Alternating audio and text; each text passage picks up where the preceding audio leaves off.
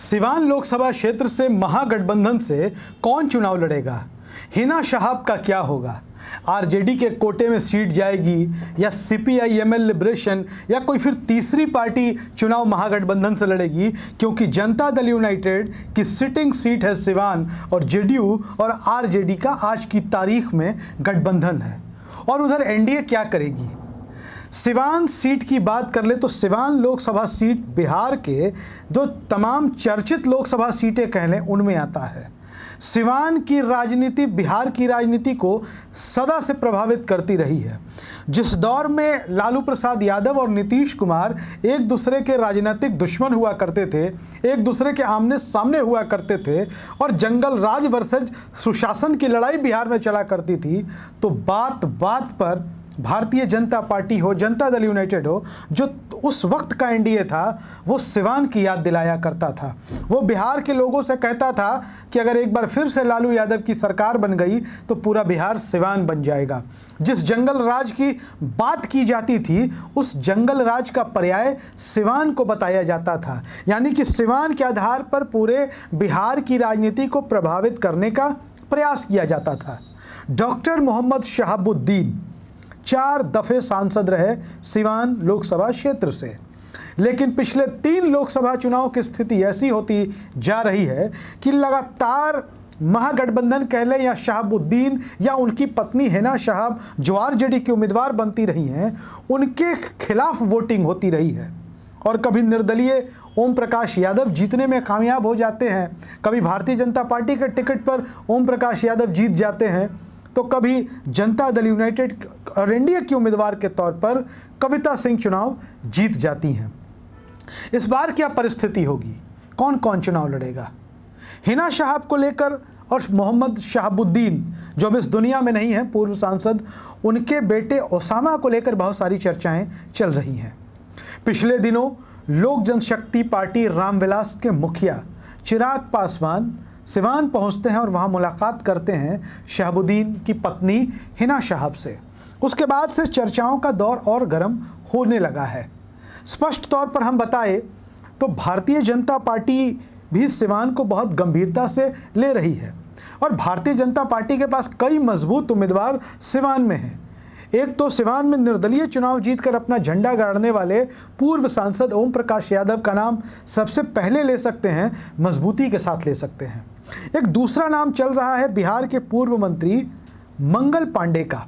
Bharatiya Janata party की राजनीति को देखें और भारतीय जनता पार्टी में आरएसएस के वर्चस्व को देखें तो मंगल पांडे भी एक मजबूत उम्मीदवार के तौर पर सिवान में उभर सकते हैं और संभव है कि भारतीय जनता पार्टी इस सीट से मंगल पांडे को कहीं चुनाव मैदान में ना उतार दे।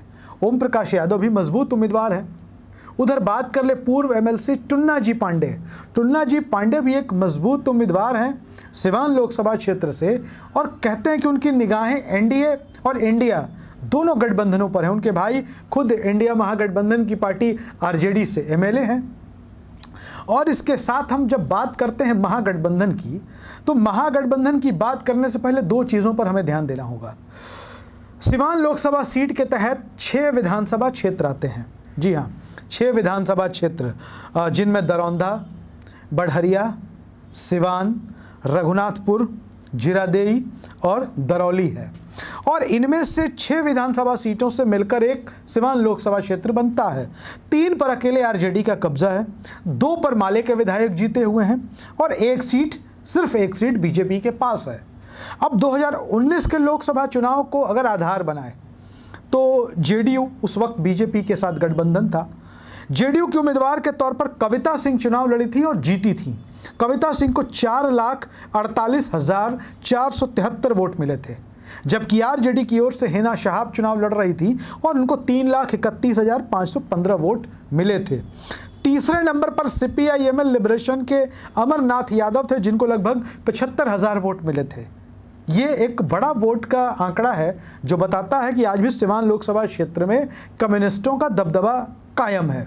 2 विधायक भी उनके हैं और एक निर्दलीय उम्मीदवार देवकांत मिश्रा थे। इन्होंने भी अपने प्रदर्शन से लोगों को चौंकाया था और निर्दलीय चुनाव लड़कर ये 37,000 वोट लोकसभा चुनाव में लाने में कामयाब हो गए थे। अब इस सीट पर CPI-ML लिबरेशन यानी कि माले भी अपनी दावेदारी जता रही है। और आपको बता दें कि अमरनाथ यादव जो पूर्व उम्मीदवार थे पिछली बार, वो भी एक मजबूत प्रत्याशी के तौर पर यहां से अपनी दावेदारी जता रहे हैं। कविता सिंह सिटिंग सांसद हैं, उनकी दावेदारी निश्चित तौर पर बनती है। एक नाम है JDU के ही पूर्व विधायक श्याम बहादुर सिंह, वो भी लगातार अपने आप को इस लिस्ट में बताते हैं। लेकिन हिना शहाब का क्या होगा देखना दिलचस्प होगा, क्योंकि अब तक ये तय ही नहीं कि वो RJD में है भी या नहीं। कभी खबरें आती हैं कि वो RJD में है, खुद ही कहती हैं कि हम नहीं हैं। RJD के कुछ नेता कहते हैं वो RJD में है, और RJD का जो शीर्ष नेतृत्व है इस बारे में कुछ भी बोलने को तैयार नहीं है। उधर चिराग पासवान की चाहत भी सिवान लोकसभा सीट से चुनाव लड़ने की है, और सिवान लोकसभा सीट से खुद चिराग पासवान जाकर मिल चुके हैं हिना शहाब से। उधर टुन्ना जी पांडे पूर्व MLC भी लगातार चिराग पासवान के साथ तस्वीरें सोशल मीडिया पर पोस्ट करते हैं और उनकी तारीफ करते हैं। तो सिवान की राजनीति को समझना और देखना एक अबूझ पहेली की तरह बन गया है। सिवान लोकसभा सीट पर क्या होगा, कौन किधर से चुनाव लड़ेगा, अब तक कुछ भी तय नहीं है। लेकिन जैसे जैसे सिवान लोकसभा सीट या बिहार की तमाम 40 लोकसभा सीटों की खबरें हमें मिलेंगी, जो भी विश्लेषण होगा हम आप तक ज़रूर पहुंचाएंगे। अगर वीडियो अच्छा लगे तो शेयर करिएगा, अपनी राय हम तक ज़रूर पहुंचाइएगा। धन्यवाद।